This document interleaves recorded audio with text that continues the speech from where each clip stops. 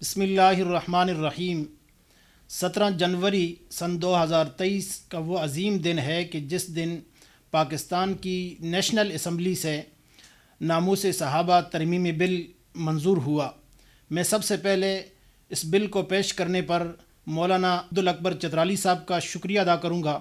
اور اس کے بعد تمام ان اراکین پارلیمنٹ کا کہ جنہوں نے اس بل کو پاس کیا، اس پر دستخط کیے، اور خصوصاً قائمہ کمیٹی اور بالخصوص راجہ خرم نواز صاحب کہ جو اس کمیٹی کے سربراہی کر رہے تھے اور جنہوں نے اس میں کوشش کر کے اس کو پاس کیا ہے۔ میں تمام اراکین پارلیمنٹ اور اسی طرح وزیر قانون اور تمام ذمہ داروں کو، اداروں کو اس پر مبارکباد پیش کرتا ہوں، ان کا شکریہ ادا کرتا ہوں۔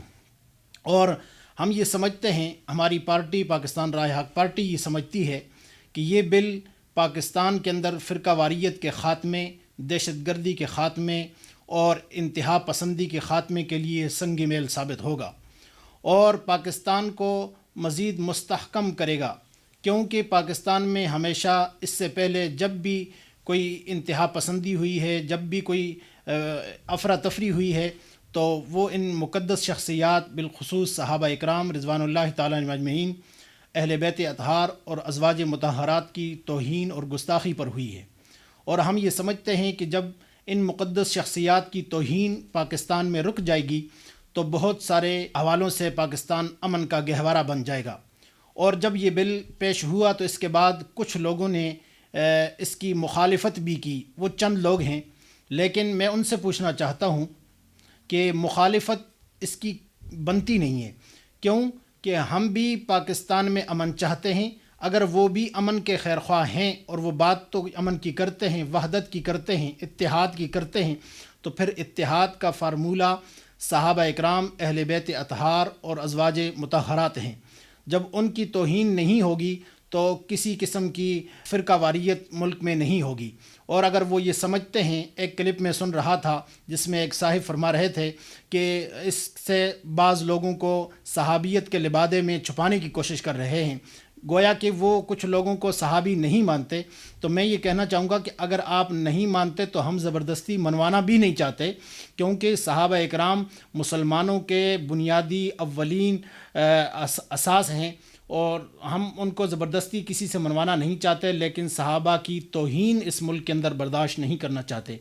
بہت عرصہ ہو گیا، بہت وقت گزر گیا، عرصہ دراز سے مختلف جگہوں پر، مختلف مقامات پر صحابہ اور اہل بیت اطہار کی، ازواج مطہرات کی گستاخی ہوتی رہی ہے، اور اب وقت ہوا چاہتا ہے کہ پاکستان سے اس فرقے کو ختم کیا جائے اور صحابہ کی توہین کو بند کیا جائے۔ تو اب چاہیے کہ وہ جو اتحاد اور وحدت کا درس دیتے تھے، نعرہ لگاتے تھے، ان کو بھی چاہیے کہ اس بل کی حمایت کریں اور اس بل کے اوپر ان لوگوں کو مبارکباد پیش کریں، اور پاکستان کے امن کے لیے، استحکام کے لیے اس بل کو منظور کرنے والوں کا ساتھ دیں، اور اس بل کی پشت پر، ان لوگوں کے پشت پر کھڑے ہوں، اور اس وقت اس بل کو سینٹ سے منظور ہونا چاہیے اور اس کو قانون بننا چاہیے، تاکہ یہ ملک کے اندر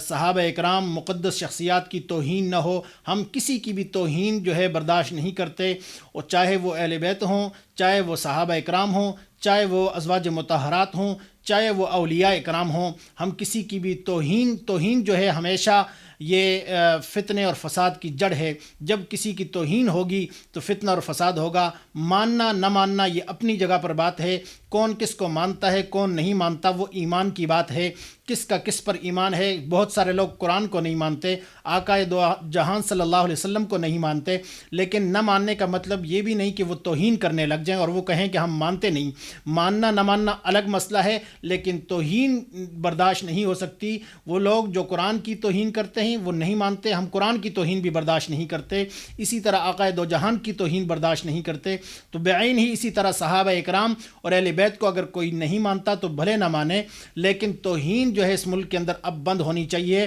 اور توہین ہم برداشت نہیں کریں گے۔ اور یہ وہ وقت ہے کہ جس پر پوری امت مسلمہ اور بالخصوص پاکستان کے مسلمان اس وقت خوشی کے عالم میں ہیں کہ ناموس صحابہ کے لیے، اہل بیت کے لیے، ازواج مطہرات کے لیے ایک قانون بننے جا رہا ہے، اور